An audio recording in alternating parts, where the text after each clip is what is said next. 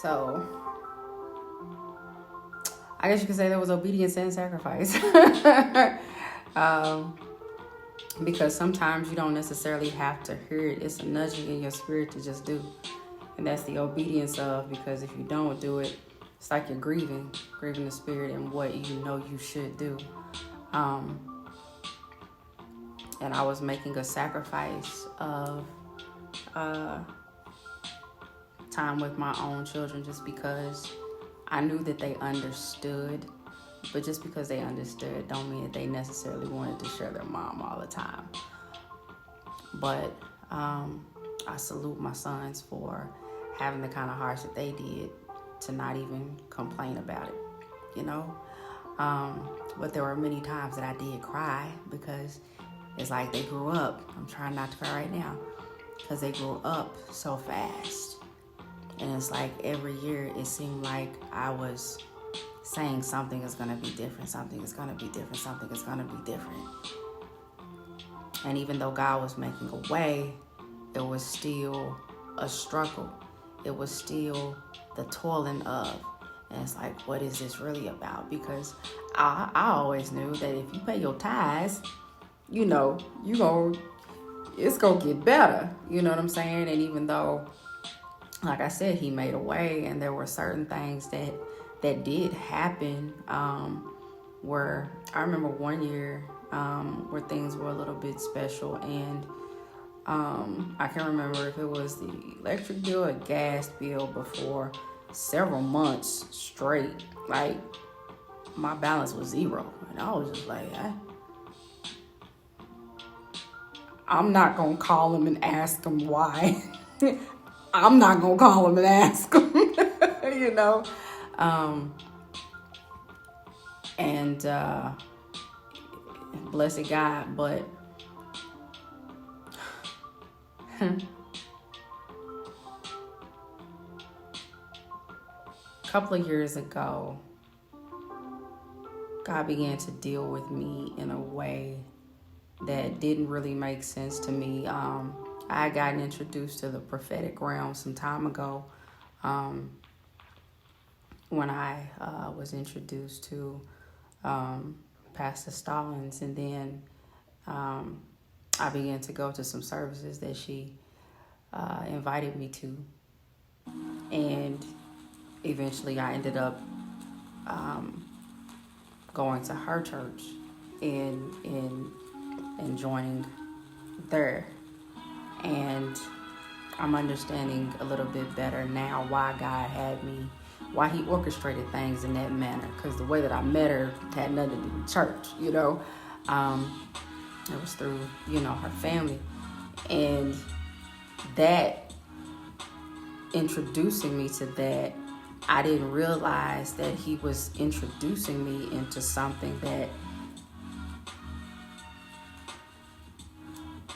honestly, obviously it's always been there. I just didn't know it was there. And he began to, and still does, to have some things come back to me that have happened in my life that I was dreaming about and seeing. And then begin to walk into said things that were realities later, you know. But anyhow, he would just send me places, and I spent a lot of time in Dallas, Texas. And everybody knows, if you've been paying attention anywhere, that when I first came here to Atlanta this year, having to move here, I was talking about I didn't want to be here. I was fussing. I was complaining, because I was like, I'm supposed to be in Texas. Texas is big in ministry. There's a lot going on in Texas. God had been sending me to Texas. I've been in Texas. I'm supposed to be in Texas. And, or so I thought. I just, you know, many are the plans. But he would have me go out there, and I would be in hotels, literally waking up every morning. And I'd go out there for days at a time and not understanding what he had me out there for. And realizing that it was just to be away from everybody and to have serious, intimate time with him so that he could begin to work some things in me and deal with me and have that kind of intimacy with me. And I would wake up at like 4:30, 5 o'clock in the morning every day and literally just praying in the spirit. And I did a lot of praying in the spirit that led into a lot of crying at the time. And I didn't really understand what I was crying about. And now watching some things that are going on, it's like I feel like I was crying and I was weeping for other people. I was weeping for other people's losses. I was weeping for other things that other people were going through. But I was praying in the spirit also a lot. And I think that was a way of building me up for times that I wasn't so strong in being able to pray. In times that I wasn't so strong in being able to just know what to say, how to feel, and just, because it's been a lot of that too, especially when I first came here. It was just like, I'm almost numb. I'm just out here, and I'm out here. It's like, Lord, you have to show me something. Like, I'm out here, and I know you ain't got me out here just to be out here. And another conversation that I had with this same individual a few days ago is about, when people begin to gain wealth.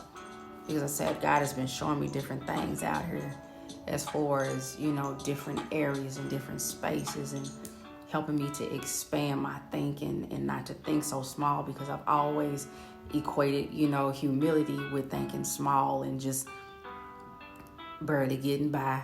You just need a little something. As long as you able to pay your bills and you get a little something, you're like, no, blessed God. And so having to pull that stuff up and know that I'm worth more.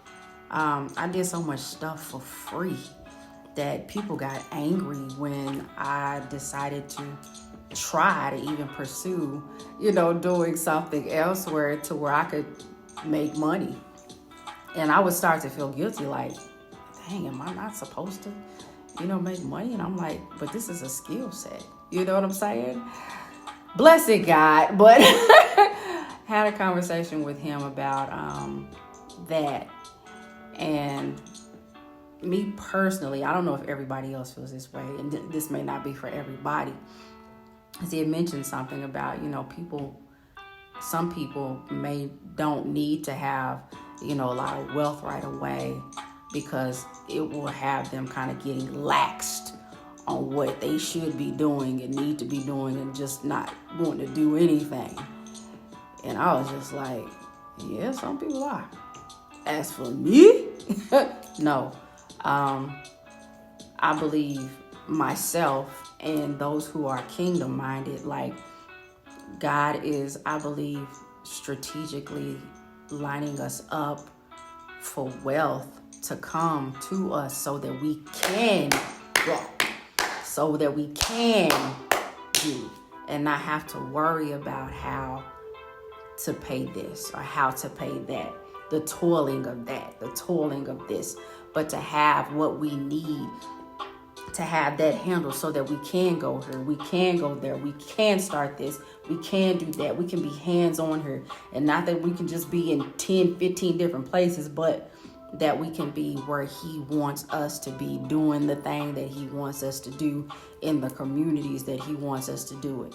Yes, I do believe wealth is to be enjoyed as well, but you definitely have to keep your ears open to where and how he wants you to sow it and how to steward it.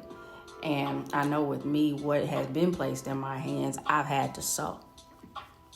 And I believe that, I know that he is, because he said that to me, like he's pleased with my sowing, and it's the enemy that comes to try to make me feel another way about the now,